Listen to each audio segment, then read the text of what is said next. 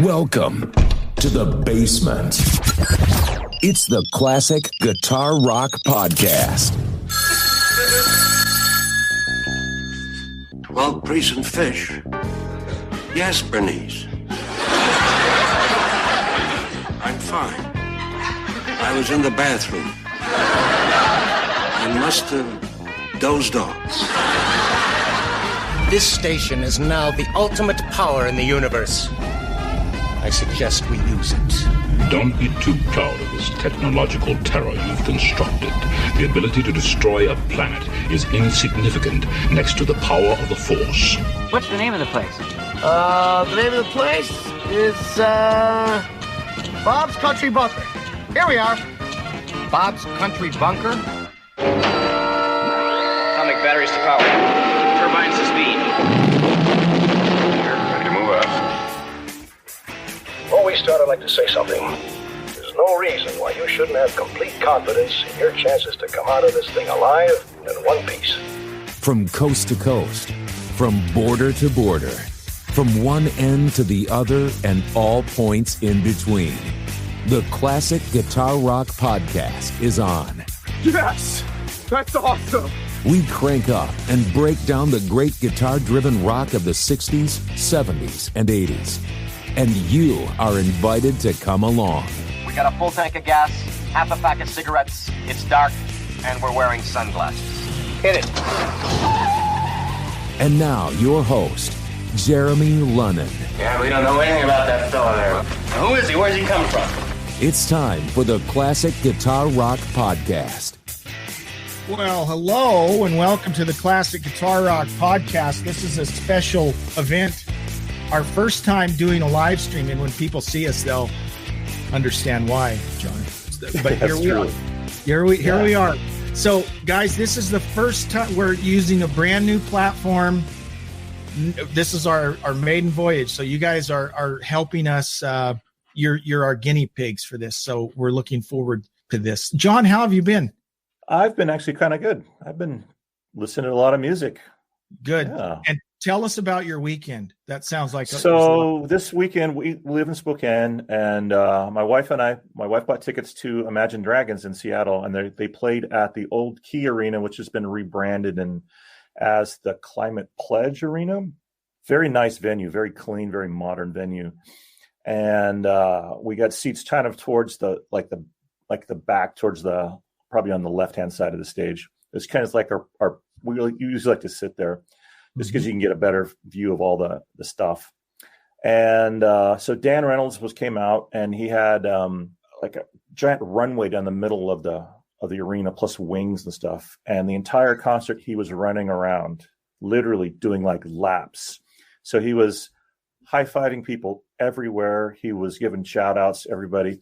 But they played their big hits. And when you're in a big venue like that, they use really big woofers. I mean, like they're like 18s or whatever. And it literally, like, you can feel it in your spine how big these bass notes are. And it's like you have these lights going, you have the light, and you have people around you. It felt natural to be there, but also strange because COVID, you know. This is like the first indoor concert we've been to. We went to Jimmy Eat World last year in Spokane when they played out an outdoor venue, and this was completely different. You're sitting next to people that are abject strangers to you. Which we used to do. Yeah, we used to do that. Yes, you used to do. What would they call that on before the olden days or something like that? Yes. They played just a lot of hits. It was really fabulous to see. And he had lots of words of encouragement like this. I think part of his audience is basically LGBT, that kind of, you know, that group. So he basically said, like, you're whatever you are, whatever you think, you're going to be accepted with this group here. And it was really kind of a nice way to, you know, kind of warm everybody and bring everybody in. But it was a fantastic concert. I would go see it again. They sold out once, and I think because they sold it so quickly, they did 2 days at that arena. So a couple things here. First of all, I have said this on our Twitter. If you're not one of the 8,400 plus Twitter followers of the Classic Guitar Rock Podcast, now's your chance. But I post this periodically. What's our handle though? What do you mean? It's Classic guitar or at classic guitar R1. There you go. I think that's it. So, or just look up Classic Guitar Rock and you'll find us somehow. But I post this periodically where I say, this is not a podcast about politics, we love you all.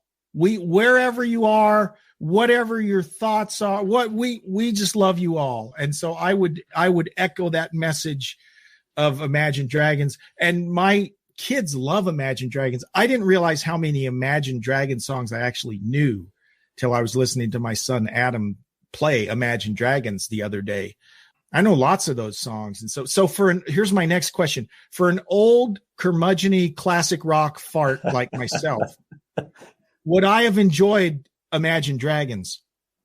I think anyone that listens to car radio or hear any music would enjoy it, just because it was done incredibly professionally. Mm-hmm. You got your money's worth in terms of a show. Sometimes you go to shows and you feel like you're not connected with the performers because you're far away. Or the big thing for me is when bands aren't playing live, they're playing to a track, a click track or whatever they're playing to. And you have this kind of disconnect, like you're watching something, but it's not reality. So I really enjoyed that with these guys because everything came live from there. It was awesome. They every song was just amazing. And it's one of those things where, like, sometimes you go to concerts and you go, they had really 2 good songs, but I'm going to go see them anyway because all my friends are going to go. Yeah. This was not like that. It's like every song you knew. It's kind of like almost like a church feeling for me a little bit when you go to a concert and you know the words and you're singing along and everyone else knows the words too. It's like it feels like a really a communion of abject strangers, which is it's kind of like when you go see Kiss, John. Yes, Kiss. So hey, comment Golden Rage of TV, John. Golden Rage of TV is a friend of mine from Twitter. I haven't even talked to John about this. Thanks for the comment. He says, "Love the podcast, guys. Looking forward to maybe joining you guys one of the days." This guy played with Ronnie Montrose. Whoa. And he has an incredible YouTube channel that's about the golden age of TV. So all the TV reruns that we grew up with, he talks about that. But then he does these awesome rock guitar covers of classic theme songs. And so we're going to have this guy on our podcast very soon. So thank you very much. Yeah. And then pleasure. We got another comment here. I want to post this up here. John, are you getting tickets to Greta Van Fleet? They're coming to the arena in September. I have Van Halen 1. Why would I need to go see them? Well, so here's the thing. I love Led Zeppelin, obviously. And so Greta Van Fleet gets a little heat because of that. But I like them. The first album is really good. The second album's really good. I enjoy it. And Zach, if John doesn't go, I'll probably go see Greta Van Fleet. Zach, are you going to buy me some tickets? You're going to score me some tickets, some stubs? He might. So what I know about Greta Van Fleet is they're super talented. And they're like 3 brothers that play. Mm-hmm. And one thing I read in a guitar magazine where sometimes guitar magazines get really heavy on the stuff, not necessarily the music, but the stuff. Like, what are they playing through? What instruments they're using? And these guys researched Led Zeppelin and bought all the same instrumentation they did. They bought the same basses. They bought the same drum sets, the same cymbals, the same drum heads, everything to sound like Led Zeppelin. Yeah. Are they a cover band? Are they inspired by them? Obviously, I'd like a good show. So if they put on a good show, I might go. Yeah, I think it's fun personally. And to me, they kind of remind me of the Black Crowes. And what I mean by that is the Black Crowes became so much about the fashion and the way they looked and the whole image thing that they kind of overshadowed the music. Their first couple albums were really good, but they got to where they just believe their own press a little too much. So I'm hoping that Greta Van Fleet doesn't go down the same road, but I do like what I've heard. The albums I've heard of theirs so far, they're fun. I like them. I think they sound great. I'd totally go see them. Okay, so John, let me let me kind of set the table here and talk about what we're going to do tonight. We're going to talk about a Judas Priest album. This is a polarizing Priest album. It's one of these albums that people seem to love it or hate it. We're going to talk about that, but we got a few important things that we want to get to first. And hang on, I'm going to share Zach's responding to you. Their new album is a good branch off of that Zeppelin cover band vein, and it's much more unique. Now, another thing that I wanted to talk about, Journey is touring, and a good friend of mine and of John's is in Hershey, Pennsylvania. He used to play in a band with John and I. He's a bass player extraordinaire, musical guy, keyboard player, singer. He does it all. So we're bringing on stage on the Really Big Shoe. It's Dave Barnes. We're spanning the globe. Dave is here from Hershey, Pennsylvania. He stayed up past his bedtime to join us to tell us about the Journey concert that I think you said was last Friday. Tell us about it. Well, so as you probably heard, Journey's back on the road again. They've taken a couple year hiatus, but they're back on the road. Here in Hershey, they paired up with Toto. Toto was the opening band. Depending on where they go, they're having different. I've seen a couple different bands be their opening band, but here they had Toto, which for me, I actually prefer the musicianship of Toto actually more than Journey. So for me, it was great. Yeah, Journey was solid, I think. Arnell's just this little powder keg of energy running around the stage, bouncing around, keeping the crowd entertained. He does a pretty good job. I think his vocals are solid for the most part. There's a couple spots that when you sing a set list of 20 songs, 19, 20 songs, which that's what they came with. Let me say it this way. I have a lot of respect for Arnell, but I have more respect now after seeing that concert for Steve Perry than I did prior, because it takes three guys on stage to pull off what Steve Perry could do all by himself. And every single one of them is so incredibly talented, but Journey was very, very solid. Here's the thing about Journey that, and I get this, it's not just Journey, but it's with lots of bands, right? Where you get a lot of people who say, well, if Steve Perry's not there, it's just not Journey, or take your pick. People say it's not all the original members. It's not, I saw Journey on Frontiers. So what was that? 83. I saw Journey on the Frontiers tour. I saw them in 2016 with Arnell. Mm-hmm. And I'm not saying that Arnell's better than Steve Perry, but I will say I enjoyed the show better in 2016 than I did in 1983. I'll just throw that out there. I saw him in 86 when they went to Boise, Idaho with the Outfield. Yes, I saw that too in Salt Lake City. That was an amazing show, and I would go just the inverse. I would say Steve Perry. I was more impressed with Steve Perry on that tour than I was. Now, again, I'm not taking anything away from Arnell. I think he did a solid job. He did have to take a break, and luckily for them, they've got Dean Castronova that carried one of the songs. He's the drummer right now that has taken over. They also have Jason Derlatka on keys, and I think he does a solid job. They're giving him in here in Hershey. He had one song, but I've seen, depending on where they're hitting, he gets 2-3 songs per set. So I think they might be using those guys to be able to give Arnell a little bit of a break, because it's a lot of work. It's a lot of work. And one thing about Arnell, in fact, in the documentary about Arnell, you got to go find it. Can't remember what it's called, but there's a whole documentary about how Neil found him and the whole story. Physically, Arnell's way more active, runs around a lot more and stuff. Yes, and that contributes to, that probably makes it a little tougher for him to hang in there. Andy says, he's referring to Toto here, that it's basically Luke's band now. Totally. Steve Lukather completely drives the band. And you know what? I was going to say the same thing about Journey. It's really become Neil's band now. And to the point, and I love Neil, don't get me wrong. Neil and Jonathan, it's their band, right? But Neil, and I'm a guitar player. I love guitar playing. I love guitar solos.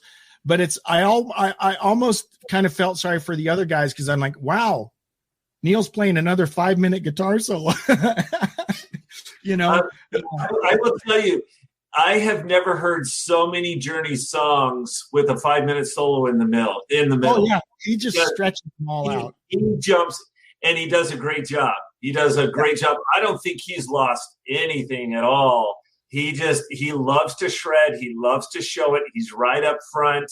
And any chance he gets, he just has them play and just keep looping while he's shredding. So yeah, I think that part of it. And John, I heard you talking a little bit about how loud it was. You could feel it. Toto was very good. But once Journey came out, it was so loud. Yeah. You felt all the songs, you're rumbling the whole night. And I got home, went to bed, and my ears are still ringing, trying to go to sleep. What's that noise? It's my ears ringing. Yeah, they're just very loud. I just wanted to read Pat's comment. He says, the pre-Perry Journey. So he saw the pre-Perry Journey in a small auditorium. I talked about this a few episodes ago.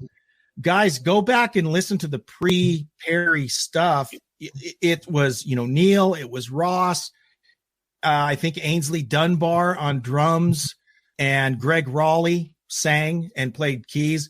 It's progressive rock, and it's absolutely phenomenal, but it's like a completely different band than when, Steve came in, it became a different band, but the old stuff is excellent. That's a great point.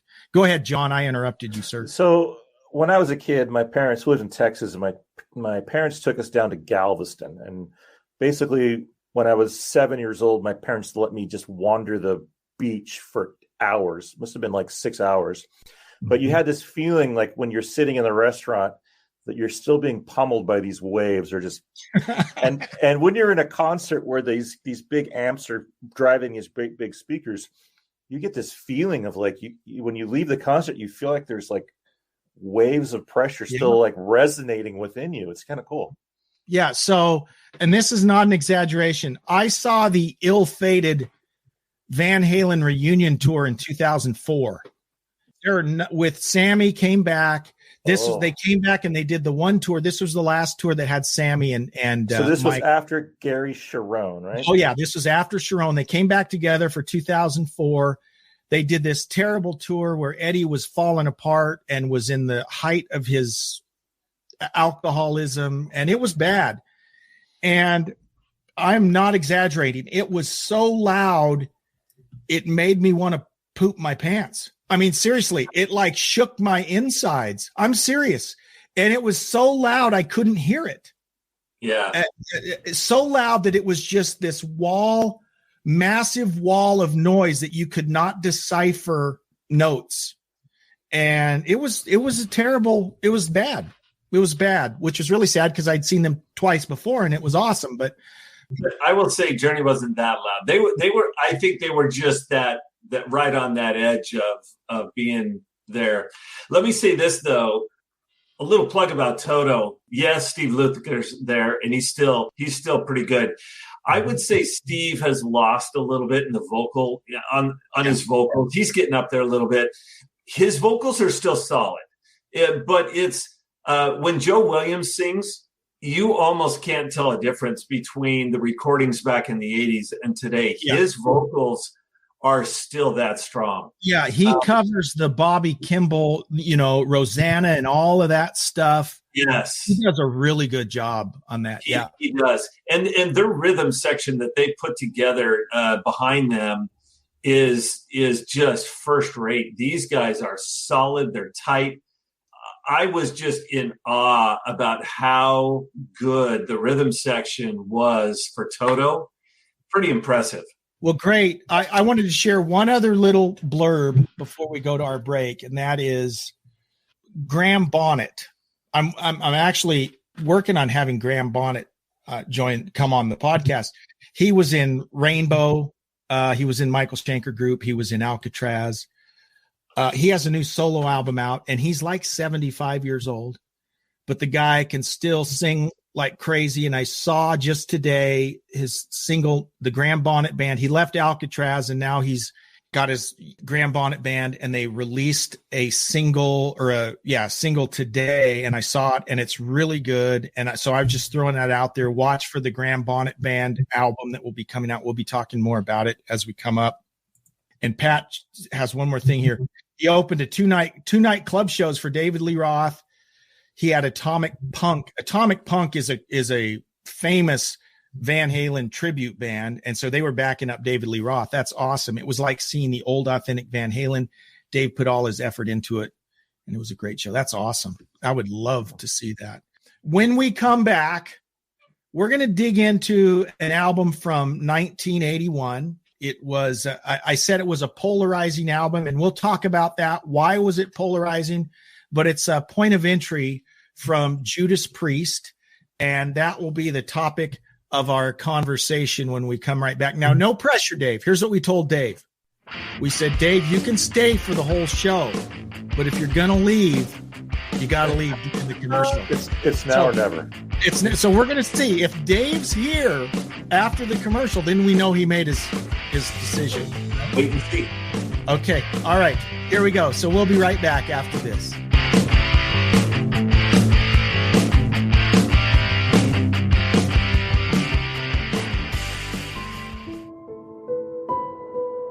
The basement can be a lonely place. Hello? Hello? Is anyone in here? Yet, at the Classic Guitar Rock podcast, the basement is all that Jeremy and John have. Their wives don't want them geeking out on classic rock in the living room. Can you blame them? But you can help. For as little as $3 a month, you can become a supporter on Patreon. Join today and end the cycle. Visit patreon.com/classic guitar rock. They'll still be in the basement, but at least it's not your basement. Hello? Is anyone in here? Exclusively on ESPN Plus, UFC 313, Saturday. Reigning light heavyweight champion Alex Pereira defends his title against number one contender Magomed Ankalaev, and an explosive lightweight bout between Justin Gaethje and Rafael Pazzi. UFC 313, Saturday at 10 p.m. Eastern. Buy it on ESPNplus.com/PPB.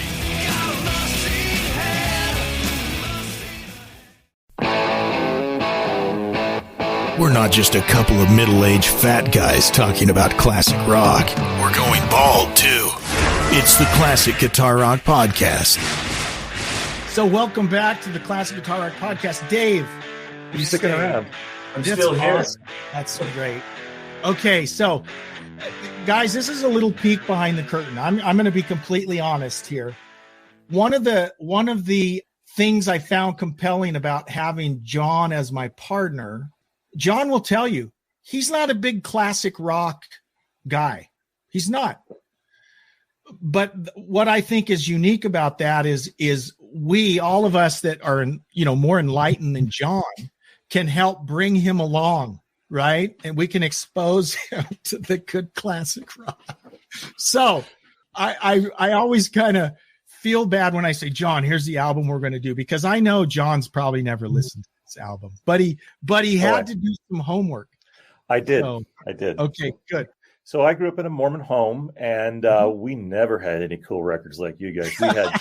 We had Charlie Pride, we had Hank Williams, we had Mitch Miller. I can remember having awkward family moments where we'd sit around. So Mitch Miller was this band leader back in the 60s, and he would take popular songs and put like a jazz orchestra to them, kind of with strings and stuff.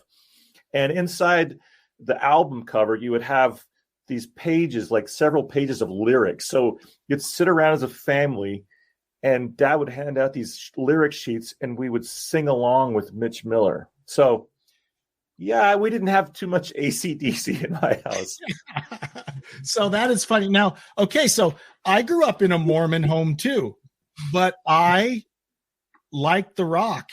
And I can remember on several occasions, my mom would pick up a record of mine and she'd go, "Are you sure you should be listening to this?" And I'm like, "Yeah, Mom." But this album that we're going to talk about today, and Dave, I'm giving you a little homework assignment here. So Dave, while we're talking about this, I'm gonna have Dave go online, go to Wikipedia or whatever, because I might have to say, okay, I forgot this guy's name. So just look up Judas Priest on Wikipedia. I'm pretty well versed in Judas Priest, but we'll see how it goes. First of all, John, without getting into details yet, what was your overall impression of this album when you listened to it? It had a certain sound. It definitely had a certain sound and feel that is unlike records we hear today.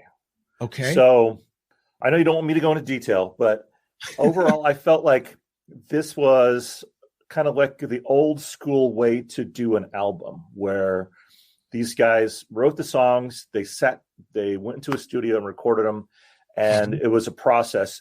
It wasn't like their only album they were ever going to write. It felt like this was part of one of their evolutions. And okay. I think, and I kind of actually enjoyed some of the songs on it too. And I think when you call it an evolution, I think that's the operative word, because this is a polarizing album. There are some people, some avid Priest fans, that do not like this album. They think this is the album that they sold out on. It's too wimpy. It's too lightweight. They were trying to get too much radio-friendly stuff. There are other people that think it's a really good album. So let's just back up. We'll do just a little history on Judas Priest. And I'm not going to get way in the weeds, but for all intents and purposes, the Judas Priest that we all know and love really didn't start until Rob Halford came along. They had an original lead singer named, I think Al Atkins was the guy's name. And in fact, the original Judas Priest didn't include any members of Judas Priest. It was, I believe, Al Atkins was in a band called Judas Priest. He formed another band. They just used the old band of the other name with all these new people. And then Atkins is gone. Rob Halford comes in. Rob Halford, the lead singer, was the brother of Ian Hill, who's the bassist, was the brother. No, I have to think about that. Yeah, was the brother of Ian Hill's girlfriend. Okay. And then Ian Hill and this gal wound up getting married eventually.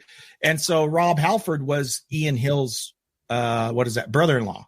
Okay. So 74, 73, 74, Rock-a-Rolla. They had two albums. They had Rock-a-Rolla, which didn't do much. Sad Wings of Destiny, which has what we consider some classic tunes on it. The Ripper, for one. So once Sad Wings came out, they actually were touring Great Britain. They were touring Europe, but they still, and this is just, we've talked about this with other bands, they still didn't make enough. They still had to work day jobs, right? So here they are.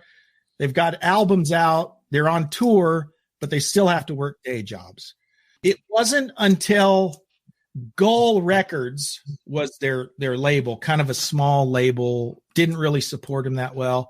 Well, after Sad Wings of Destiny, that gave them enough traction that CBS or Columbia, CBS gave them a deal. And so in 75, 76, I'm not getting my years right. When did Sin After Sin come out? Do you see that in front of you, Dave? They did Sin After Sin, 76, something like that. 77. 77. Sin After Sin, they do. Oh, here's a Toto connection for you, Dave. Do you remember who was drumming for Toto? It wasn't still Simon Phillips, was it? Or was it? Maybe Simon Phillips still is in Toto. No, he's not anymore, but he may have been back then. Yeah. Simon Phillips was in Toto for quite a while, actually, and up until fairly recently, but he had spent like a 10-year stint. Well, in 1977, this Sin After Sin album, they had a studio drummer who was 18 years old named Simon Phillips. And they wanted Simon Phillips to join the band, but he opted not to. And of course, Simon Phillips went on to play with all kinds of people. He played with Michael Schenker. He played, I'm sure there's some big bands, but he is a world-class drummer. He decided not to join Judas Priest. They brought in a guy named Les Binks. The reason they wanted Simon Phillips, the reason they replaced Simon Phillips after the album was made with Les Binks, is this was kind of the early days of the double bass. Guys had been playing double bass drums since the late 60s, but the style, the double bass that really was coming out in the mid 70s. Simon Phillips was really good at it. Les Binks was really good at it. And so they bring Les Binks in. Sin After Sin was a great album. Stained Class was a great album. Les Binks was on that one. And the one after Stained Class, so this would be in Great Britain, it was called Killing Machine. In the US, it was called Hellbent for Leather. That was when you think of Judas Priest, what do you think? You think of all the leather. They're all wearing leather. That's their whole deal, right? So Hellbent for Leather comes out. That's when they kind of start wearing the leather. And the song Hellbent for Leather is the one that Halford rides the Harley out on stage. And by then they were really starting to take off. Okay. They weren't huge, but they were making a name for themselves. And we're going to come back to Stained Class because this is a big part of their history too. But there was a live album that came out on that Hellbent for Leather or Killing Machine tour that was very successful. Unleashed in the East, right? That's the live album. Yes. Really good album. And this is about the time, okay, they hit my radar screen about 1980. For a lot of folks, that's when they heard of Judas Priest because that's when British Steel came out. Okay, and that's what I was getting to. British Steel was really the album that made them an international. I mean, they were playing internationally, but they became a renowned band with British Steel. Breaking the Law, Living After Midnight, Metal Gods. It's a great album. It's just a really good album. It was metal, but it had it was catchy, right? It was catchy. And, they didn't play 12-minute songs. They were all kind of short. They were all kind of up-tempo, hooky, but still heavy. It was really good. So British Steel was a massive album for them. This is Judas Priest, according to Jeremy. I think of classic Priest as the beginning up through British Steel. Okay, that's the classic Judas Priest period. And then I think what I call modern Priest, when they kind of got into a more, I don't know if you want to call it speed metal, they just got heavier and faster. To me, the modern Priest era starts with Screaming for Vengeance, which was 82. So we've got classic Priest up through 80. We've got modern Priest that starts in 82 and continues on. And then we got this one weird little album in 1981, which is the one we're going to talk about. And like I said, some people love it. Some people hate it. And I'm going to say right now, I love it. Well, spoiler, I'll fire all my ammo right here. My favorite Priest album is British Steel. My second favorite is Point of Entry. And people want to fight me in the parking lot when I say that because they'll say, no, there's no way you like Point of Entry better than Screaming for Vengeance or Stained Class. I do. And a lot of it, John, is what you said. It's the evolution thing. It's not a super heavy album. It's not. And it's got a different, I think it holds up way better than Screaming for Vengeance. I think sonically it sounds better than Screaming for Vengeance. Screaming for Vengeance, you hear the guitars are really, really processed. There's all kinds of cheese on their signal. And that was the case for Defenders of the Faith. Here's where I really piss people off.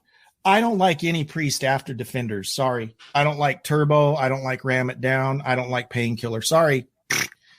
I loved them. I loved them up through Defenders. And then to me, it went downhill. I think we should cover Ram It Down. I think that would be a good one for the family. Oh, man. Well, you know what? I'm willing to do it. I'll listen to it, but I have to share Pat's comment here. Priest confused the heck out of everyone. You can star them comments, by the way, Jeremy. I use that to be. Okay, so here's the thing, though. Sorry, I'm excited about this album, John. I'm not even letting you talk. It's okay. You have a personal connection with this album. I do. I heard it about 3 times. Yeah. So you tell me what you think about it. I knew nothing about Judas Priest as a kid growing up. And so we, in like 1983, we moved to central Utah. And I was a fish out of water there. It was, all these kids were all super Mormon kids. And it was very, very interesting. And that was the first time I noticed these kids walking around with these black leather wristbands that had studs on them. And kids were walking around with gloves that had like spikes on them. And they had belts that had all these studs on them. Like, that doesn't seem like the traditional central Utah, Western wear, what's going on here.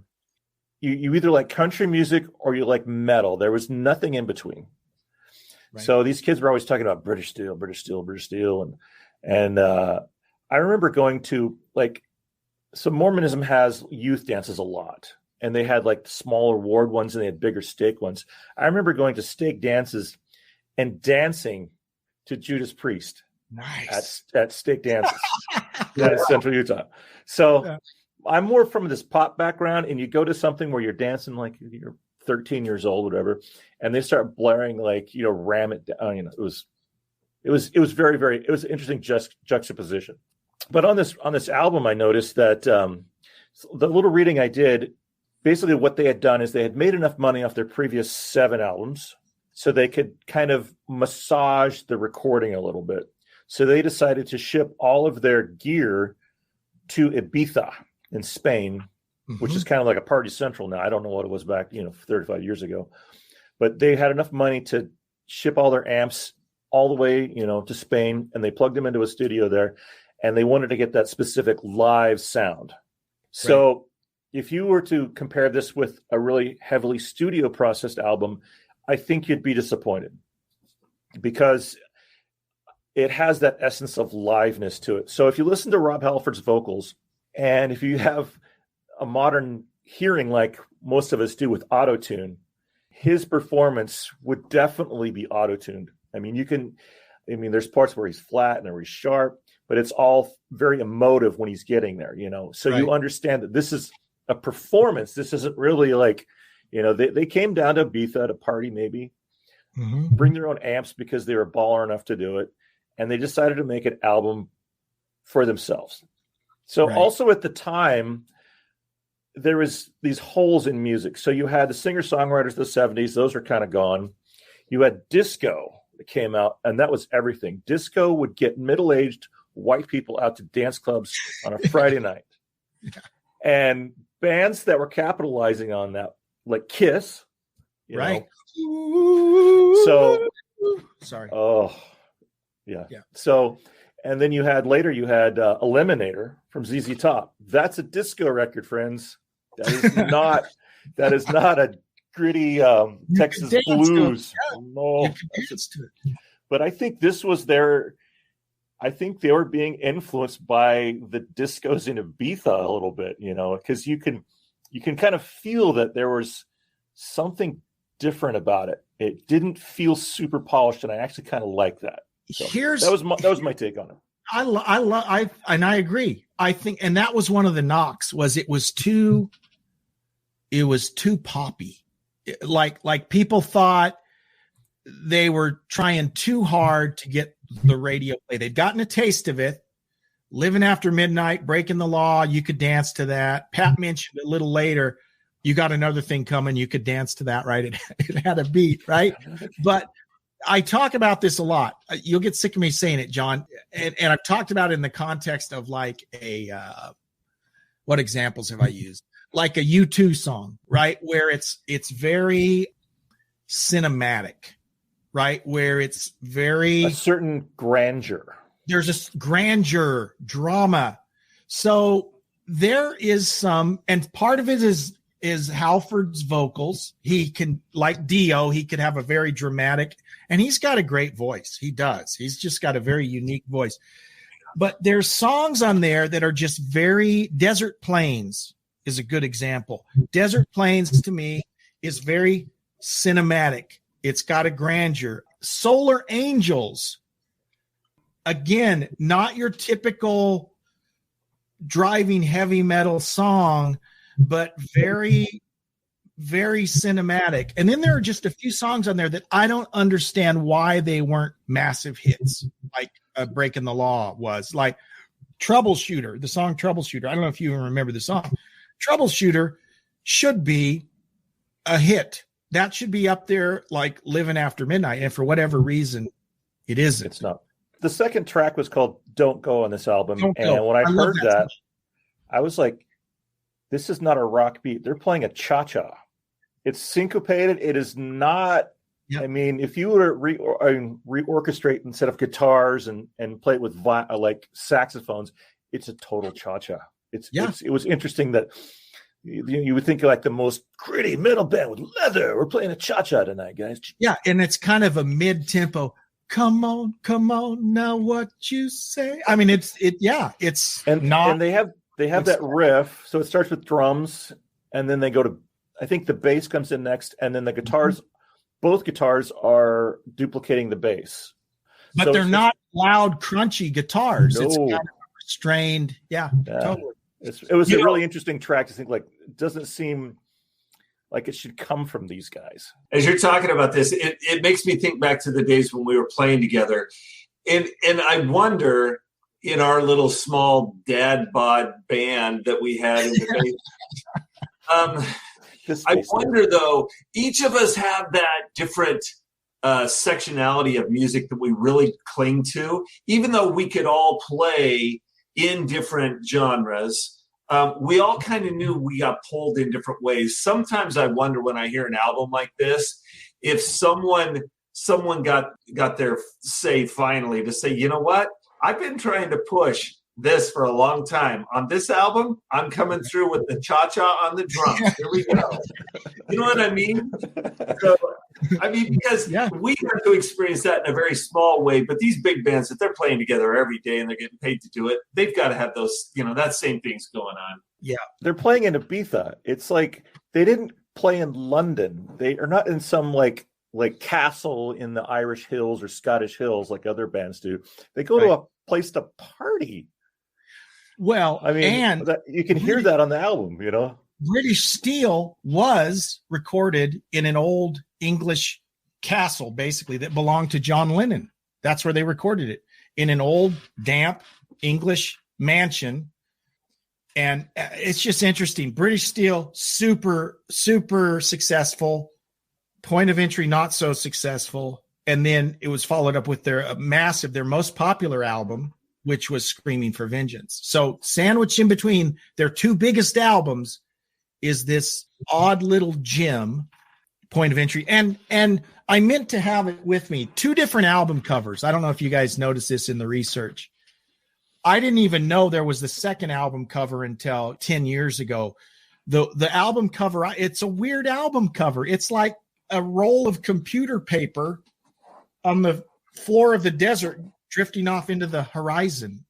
You can actually see the perforated, remember printer paper, John, that came in the box, and it's like a roll of that paper going off into the distance. And then on the back of the box, there's a bunch of cardboard boxes. It's like, this is not very heavy metal. We just went from an album that has a razor blade and it's black, and the one before that was called Killing Machine. And there's this guy with sunglasses with reflections of blood in the glasses. And then all of a sudden we got computer paper rolling across the desert. No wonder people thought it was weird, because it is. It's weird. I want to bring up the topic of selling out. And I think, Dave, you could totally join us in on this. So, what? Yeah. Am I sell out? No, I'm not saying you've sold out yet. You may. I don't know. But there's this thing is like, if a band isn't well known, they have credibility. Once they become well known, they have no longer credibility. Totally. And it goes for rap and other artists too, or other genres too. But what do you think about I've seen these guys that have sold out, and they're living in mansions, and they're 70 years old, and they've been living in a mansion for 35 years. And they've got nice cars, and they never have to worry about a meal, and they can do whatever they want.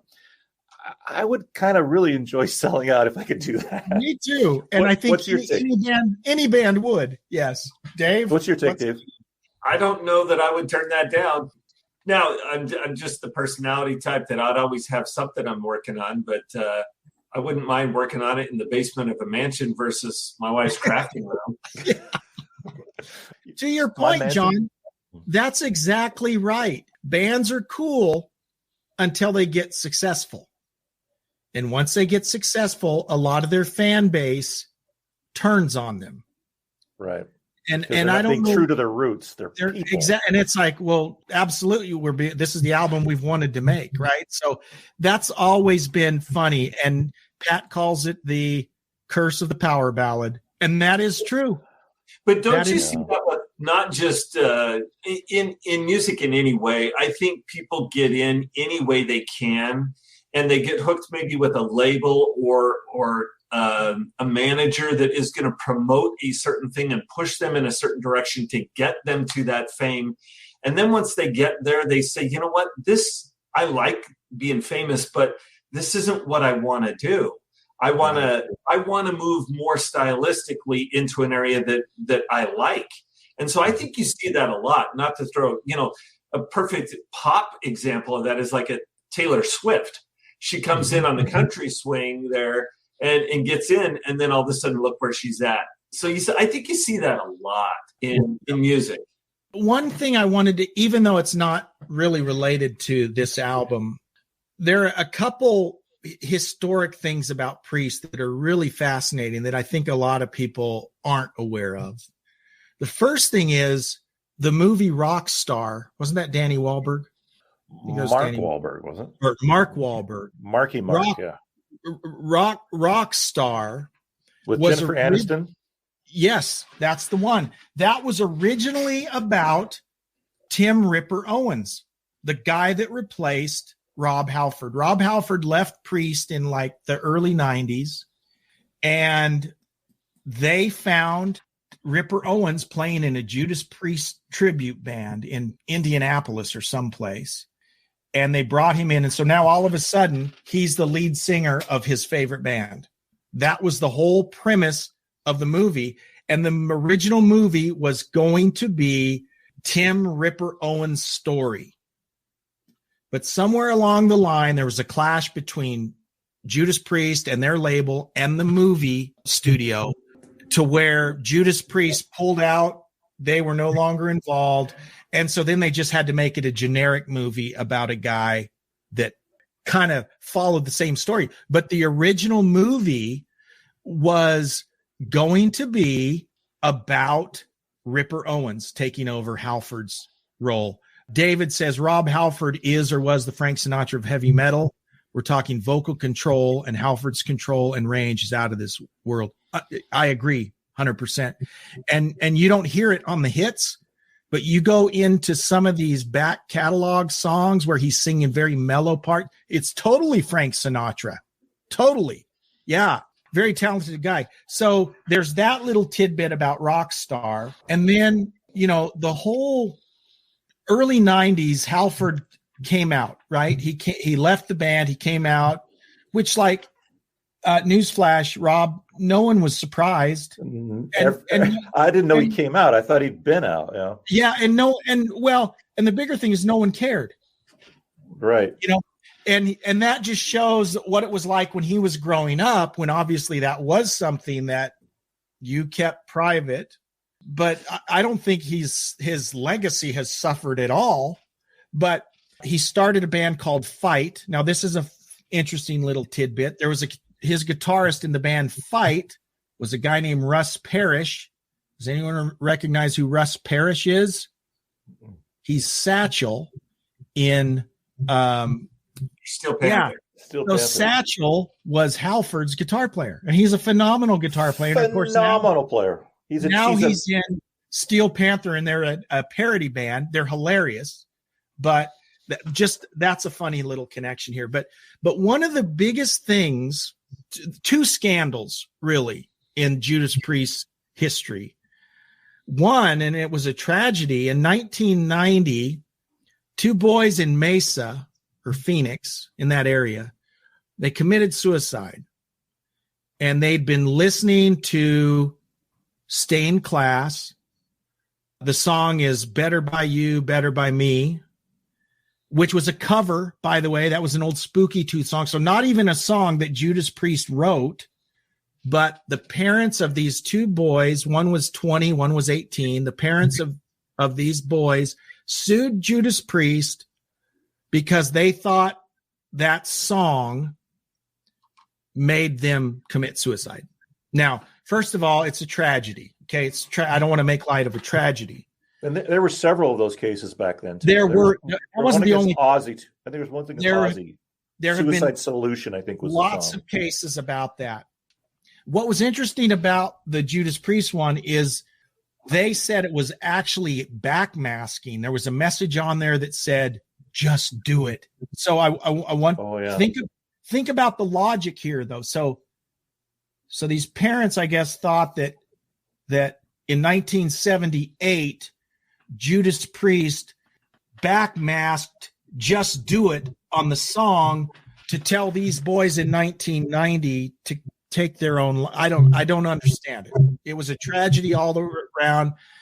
And the backmasking thing, by the way, because, and you can see footage of Halford testifying, and he's like, we didn't intentionally backmask anything. And when they had the sound expert actually play it back, that part that sounded like "Just Do It" was a combination of words backwards and then the percussion sound of a drum or something being played backwards. It wasn't even a spoken part, but it kind of sounded like the words "Just Do It." And so these people tried to sue Priest for the deaths of their son.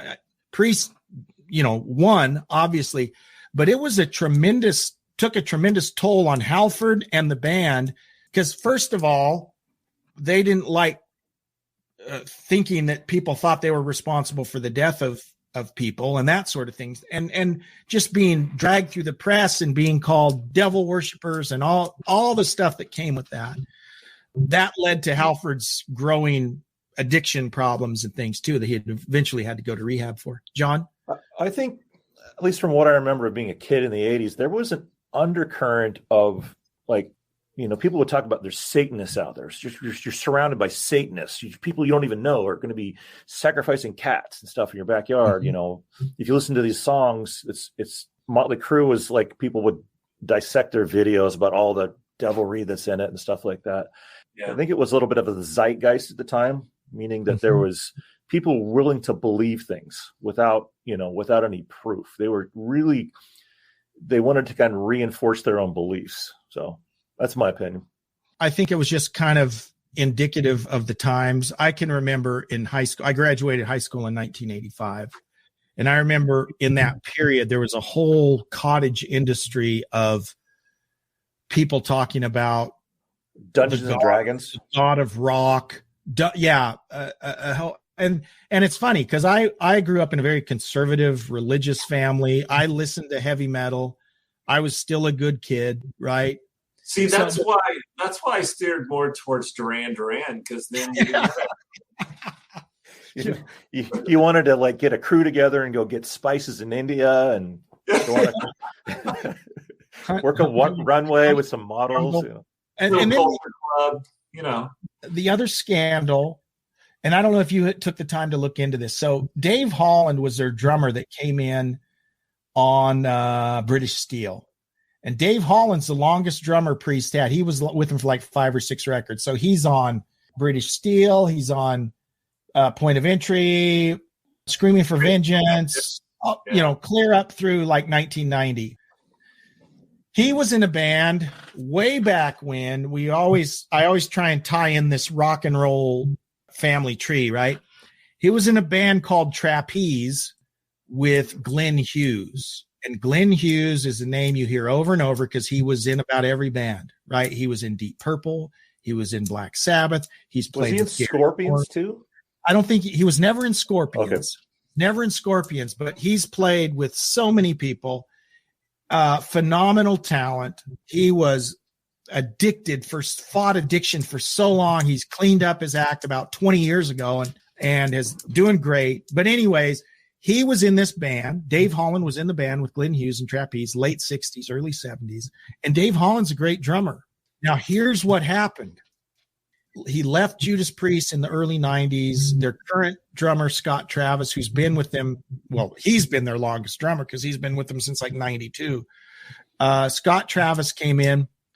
Dave Holland was convicted of child molestation or sexual assault with a minor, a young man who had mental disabilities that he had been giving drum lessons to. And so that was like, oh, that's terrible.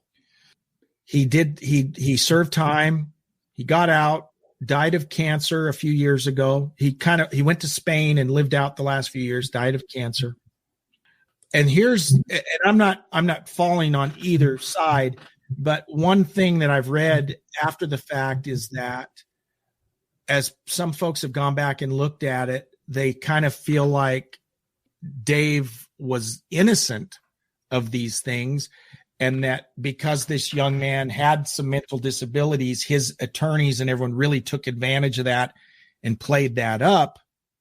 And so it's a tragedy all the way around, right? And if he was in fact innocent, it's a tragedy that he died, people thinking he was a pedophile.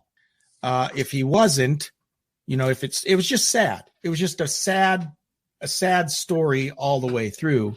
And that's why Dave Holland is never really mentioned in any of the history of Judas Priest.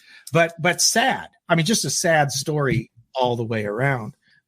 He was always kind of interesting because he never looked like he belonged in a heavy metal band. He kind of had the short hair and it was kind of parted in the middle. And, he kind of looked 1979, but he was a good drummer. So that was just another sad little part of the Judas Priest story. Laura mentions AC/DC, and this is when we were talking back about the suicide case for Judas Priest. Didn't AC/DC have something like that happen as well? I'm not sure. That could be. They had a concert in Salt Lake City when I was a kid. I didn't go to it. They had a crush in the audience, and I believe 4 members of the audience were killed in it. Wow. That happened in Salt Lake City, I believe. I'll have to fact check that. But wow. I think that put a major dent in what they were doing at the time. They were moving into the 90s or late 80s and the 90s, and that kind of derailed them. So, right. Well, guys, I want to thank Dave for joining us. And Dave, thank you for staying up late, sticking around. Yeah. So, Dave, your homework assignment now is to go listen to Point of Entry. Not a problem. You do it. It's a good album. In fact, for someone who's not really into metal, I think it's a great album. To John's point, it's quite varied in terms of music, but I really love it.